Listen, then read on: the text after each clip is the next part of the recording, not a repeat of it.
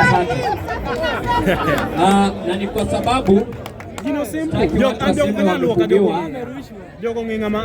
tafadhali vijana, mama keti tu hapo, hiyo simio ashatatua. Ya pili,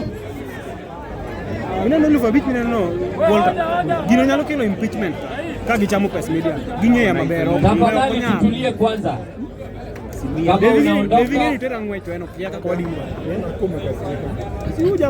Secondly, Bwana Sigiu, tafadhali carry on. Haya, wacha niwasalimie once again. Wakenya power. Power. Wakenya ria. Wakenya tibim. Mimi ni mtu ambaye nimekuwa mtu wa one term kutoka kitambo. Na mpaka leo mimi injili yangu ni one term. Na mimi sina apology to anyone for saying one term. Because ukiniuliza kwa nini unasema one term, nitakutolea full stop as to why I am saying one term. Na leo nimekuja hapa just to share with us the reason as to why one term is very important and the reason as to why we need to do it. First of all, wacha ni congratulate rais wa bunge. Mimi nilisimama rais wa bunge pale Jivanji. Nilikuwa nimechora vile nitakuwa president wa bunge, alafu baadaye nikuwe secretary general wa court. Lakini wakajua hiyo mpango. Kura nikapigiwa, wakatangaza Sangwenya mwingine. Kumbe Sangwenya hana ujuzi ya kuongoza, akaimpichiwa. Na mimi ndo nilichora vile atakuwa impeach. Si walichora mimi nikaibiwa. Si majibu ni hapa hapa duniani. So mimi ninatoka kwa chama inaitwa Safina. Na sisi tunasema safi na pesa. Msiniombe pesa. Tunasema safi na the reason as why we are saying safi na pesa ni kwa sababu shida zetu zote kama Wakenya zinaweza tatuliwa na pesa. Mzazi anashindwa kulipa school fees kwa sababu hana pesa. Kweli uongo? Unashindwa kulipa rent kwa sababu huna pesa. Unashindwa kupata matibabu kwa sababu huna pesa. Unaishi katika vitongoji duni kwa sababu hauna pesa. Na pesa tunatoa kama ushuru, inaibiwa na serikali ya matapeli.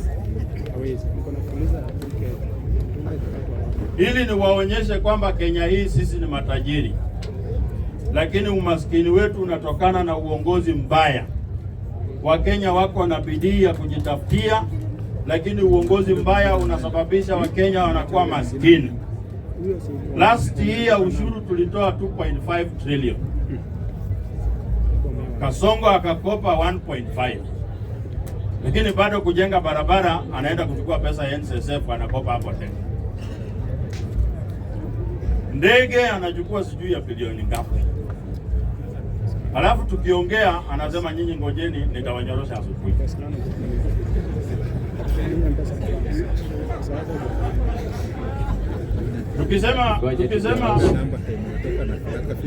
Tukisema wewe Kasongo, you see, let me tell you, William Ruto is going to break his fourth record because he has been a record-breaking person ever since he came into politics. Yeye alivunja rekodi 1997 as a 29-year-old young man who vied for the very first time and won. Hiyo ni rekodi ya kwanza, tukaweka tick. Rekodi ya pili, he was the first assistant minister to ever sit in the cabinet. Hiyo ni rekodi ya pili, tick. Rekodi ya tatu, he was the first deputy president to assume being president without failing. Hiyo ni rekodi ya ngapi? Rekodi ya 4. He is going to be the first president to serve 1 term.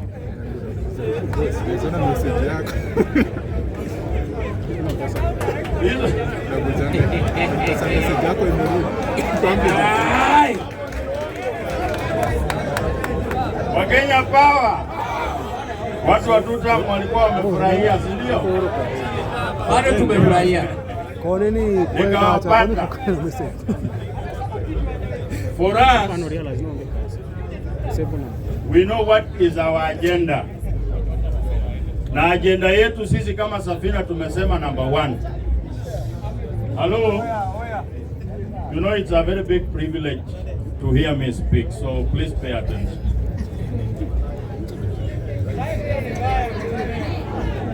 Because of time, I am finishing. One minute. Kindly. 1 minute. Yeah, kindly.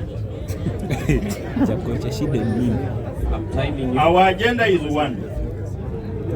And my presidential candidate has said that executive order number 1, after being sworn in, is to say we are not going to pay the illegal debt. Na tumesema uchaguzi ya 2027 it must be a contest between ideas.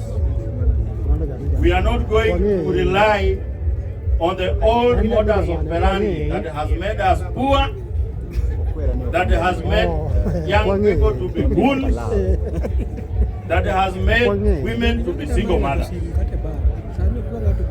Na kwa sababu wamesema nimalize, mimi tumekaa kwa hii gunia na nyinyi. I work in a party where the party leader is a billionaire, but I am not a billionaire.